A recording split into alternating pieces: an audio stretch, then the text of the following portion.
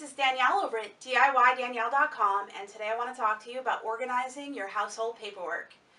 This is something I'm pretty particular about. I have moved a lot of my stuff over to electronic, for example, billing and pretty much everything I can.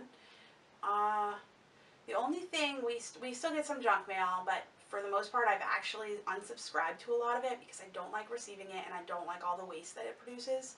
But what we do get, and the items that we don't need that I end up needing to dispose of, we use our compost for that, or we use the recycling bin. So paper breaks down really easily in the compost bin, which is nice.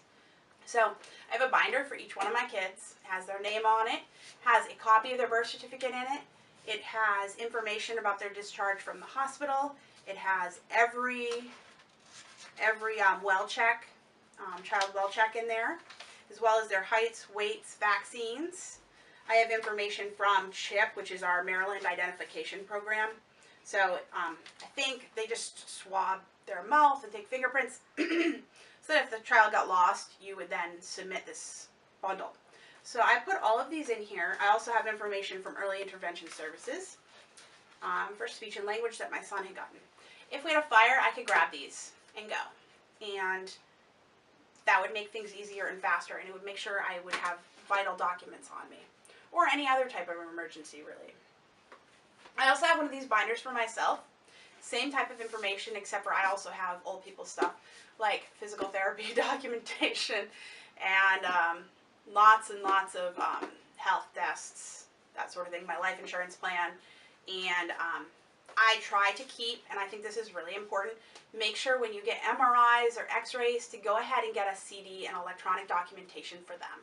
You can keep them inside your binders. Hopefully you have a pocket in there to put them in, but you could also buy the little pockets that you put in the 3-ring binder. And that way you can keep these in case you ever need them. You might need them. I have some that I have definitely shown to people because I've had a couple of major injuries for my back and my neck, and it's come in really handy to have them to compare to older ones. Pets. Pet healthcare, I also have a binder for them. They're both in the same binder. I don't need 2 binders. There's nothing crazy in here. But they have their vaccine records, the adoption record for my rescue pup, any sort of information that you think might come in handy. I try to go through every once in a while and throw away stuff that I'm like, I really don't need that anymore. But you want their rabies certificate in there for sure. And you definitely want their, well, you really should be, I guess, registering them with the county. You want to keep that information in there as well. The last thing that I keep is I keep a house records book. This has all our records for our home, and I keep things like information about home renovations in there. I want to know how much I've been spending on renovations, and that way if we ever go to sell, we have a list of all the updates we've done to the house to kind of show the value that people are getting, I guess. I don't know. But it was useful for my condo when we went to sell it. I have our survey information, emergency contact, information about trash collection, inspection notices, and prices for things we've hired people to do, like we hired someone for our fence and our deck. And I have all of the manuals for the appliances in our home, like the major household appliances. I keep things like sewing machine appliance information separate, but washer, dryer, stove, refrigerator, that sort of thing ends up in here. And if they have a warranty with them, I also include the warranty inside the same pocket.